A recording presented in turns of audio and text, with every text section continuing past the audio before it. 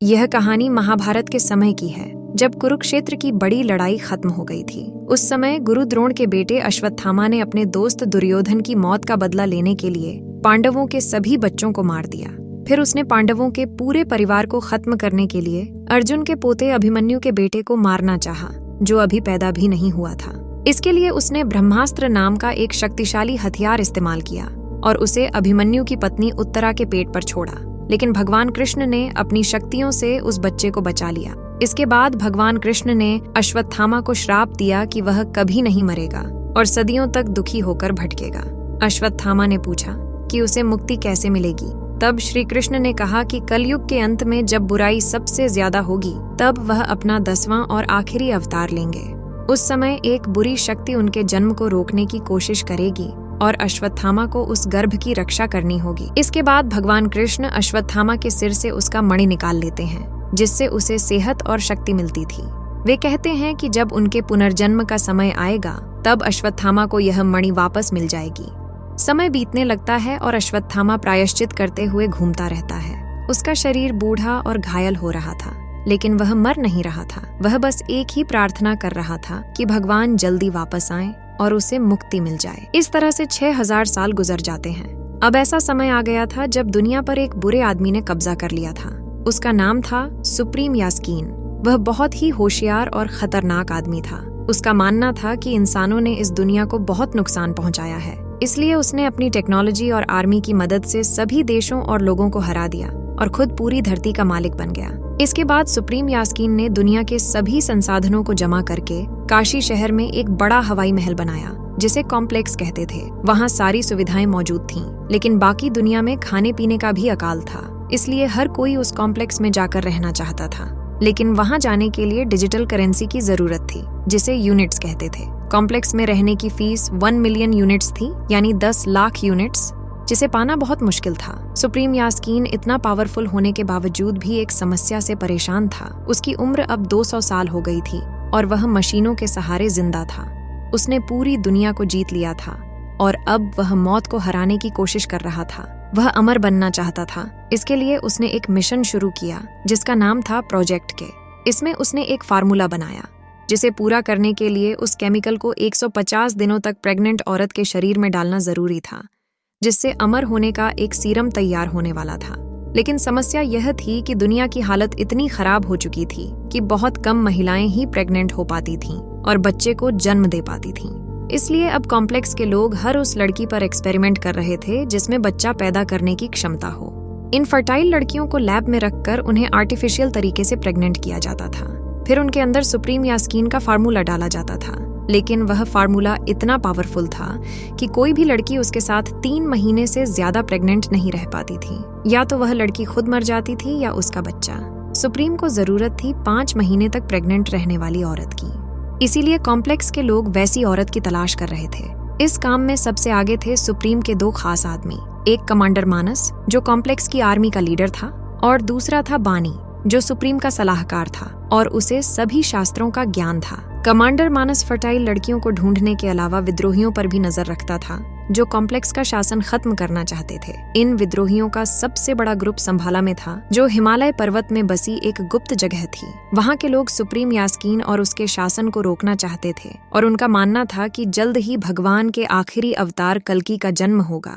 संभाला के लोगों के पास अश्वत्थामा के सिर का वह मणि था और उन्हें यकीन था कि जब कल्कि के जन्म का समय आएगा, तब वह मणि चमकने लगेगा। उधर कमांडर मानस और सलाहकार बानी को इन विद्रोहियों की खबर थी, इसलिए वे संभाला को ढूंढने में लगे थे ताकि इन विद्रोहियों को जड़ से खत्म कर सकें। इस बीच कॉम्प्लेक्स में काम करने वाली एक लड़की, जिसका नाम सुम 80 था, लैब के एक्सपेरिमेंट में प्रेग्नेंट हो जाती है, लेकिन उसकी रिपोर्ट में यह बात नहीं दिखती, इसलिए सुमटी इस बात को छुपा कर रखती है। इस तरह 5 महीने बीत जाते हैं और उसका बच्चा सही सलामत रहता है। लेकिन एक दिन कॉम्प्लेक्स के लोगों को यह पता चल जाता है और वे उसकी बॉडी में सुप्रीम का फार्मूला डाल देते हैं। इसके बाद वे सुमटी की बॉडी से वह सीरम निकालने लगते हैं। इस प्रोसेस में अक्सर लड़कियां मर जाती थीं, लेकिन इस बार लैब में काम करने वाली लिली नाम की एक लड़की, जो असल में संभाला की एक विद्रोही थी, सुमटी में कुछ खास देखती है और उसे बचाने का फैसला करती है। लिली सीरम निकालने के बीच में ही लैब के सिस्टम्स में गड़बड़ कर देती है, जिससे सुमति उस मशीन से बाहर निकलकर डेथ चेम्बर में गिर जाती है। तब लिली वहां जाकर सुमति को बचाती है और उसे कॉम्प्लेक्स से बाहर निकलने का रास्ता बताती है, जहां उसने अपने विद्रोही साथियों को मदद के लिए बुला लिया था। इसके बाद सुमति मुश्किल से कॉम्प्लेक्स से बाहर निकलती है। बीरन, कायरा और अज्जू उसे बचाते हैं और संभाला ले जाने लगते हैं। रास्ते में कायरा उसे नया नाम देती है, सुमति। दूसरी तरफ रूमी नाम का एक बूढ़ा विद्रोही अश्वत्थामा का मणि लेकर कल्कि को जन्म देने वाली लड़की की तलाश में निकलता है, लेकिन कॉम्प्लेक्स वाले उसे पकड़ लेते हैं और मार डालते हैं। रूमी के पास का मणि एक बच्ची को मिल जाता है, जो अपनी जान बचाने के लिए एक गुफा में चली जाती है। उस गुफा में अश्वत्थामा रहता था। बच्ची के जरिए उसे अपना मणि वापस मिल जाता है। मणि के चमकने से अश्वत्थामा के सारे जख्म ठीक हो जाते हैं और वह ताकतवर बन जाता है। अब वह कल्कि की मां को ढूंढने निकलता है ताकि उसकी रक्षा कर सके। उधर कमांडर मानस सुमति की तलाश चालू करता है, क्योंकि वह उसके पेट से पूरा सीरम नहीं निकाल पाया था। सुमति को ढूंढने के लिए वह उस पर 1 मिलियन यूनिट्स का इनाम रख देता है। इसी वजह से कई बाउंटी हंटर्स और कॉम्प्लेक्स के सैनिक सुमति के पीछे पड़ जाते हैं और विद्रोहियों के उस ट्रक को घेर लेते हैं जिसमें सुमति मौजूद थी। इसके बाद कायरा अपनी जान गंवा देती है, लेकिन वीर, अज्जू और सुमति को कॉम्प्लेक्स के गार्ड्स पकड़ लेते हैं। इसके बाद अश्वत्थामा आता है, जिन्होंने अपनी मणि की शक्ति से कल्कि की मां को पहचान लिया था, जो सुमति थी। वह उसे बचाने के लिए आता है और सैनिकों से लड़कर उन्हें हरा देता है।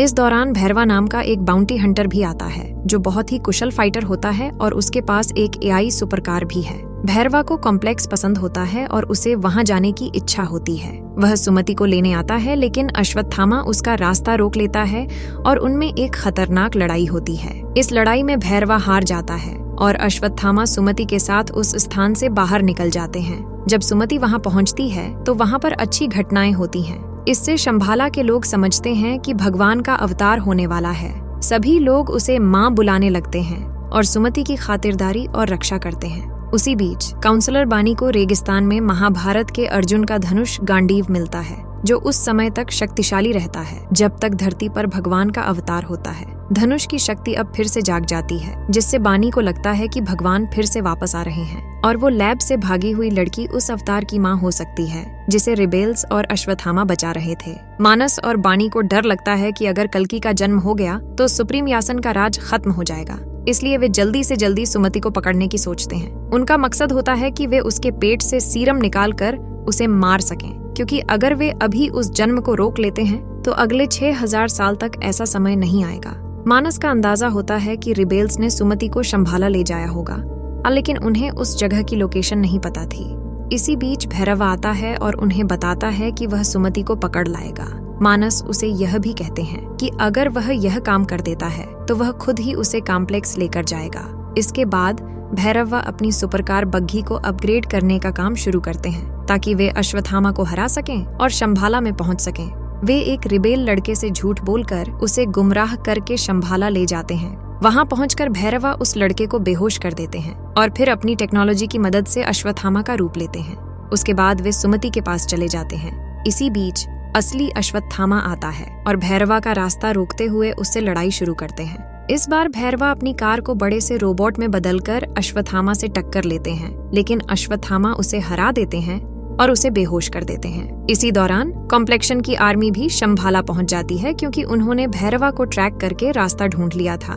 फिर वे लोग शंभाला की सुरक्षा शील्ड को तोड़कर अंदर घुस जाते हैं। इसके बाद मानस अश्वत्थामा को कई बेल्टों से जकड़ लेते हैं और सुमति को पकड़कर भागने की कोशिश करते हैं, लेकिन तभी अचानक बेहोश भैरवा के हाथ में अश्वत्थामा की छड़ी आ जाती है, जो कि महाभारत के कर्ण का विजय धनुष था। इससे भैरवा को होश आता है और उस धनुष में शक्ति आती है, क्योंकि भैरवा असल में सूर्यपुत्र कर्ण का पुनर्जन्म था। इसके बाद एक महायुद्ध होता है, जिसमें भैरवा उन्हें हरा देता है और मानस को मार डालता है। फिर कर्ण सुमति को आजाद करता है, लेकिन तभी उन्हें बग्घी से आवाज आती है, जिससे भैरवा वापस अपने पुराने रूप में लौट आते हैं और सुमति को ले जाने के लिए उसे कैद करके भाग जाते हैं। काउंसलर बानी सुप्रीम यास्कीन से मिलता है और उसे सुमति के शरीर से निकला हुआ एक ड्रॉप सीरम देता है। जब सुप्रीम यास्कीन वह सीरम अपनी बॉडी में डालता है तो वह जवान और ताकतवर हो जाता है। उसने अर्जुन का गांडीव धनुष भी उठा लिया है, जिसे चलाने वाला किसी को भी हरा सकता था।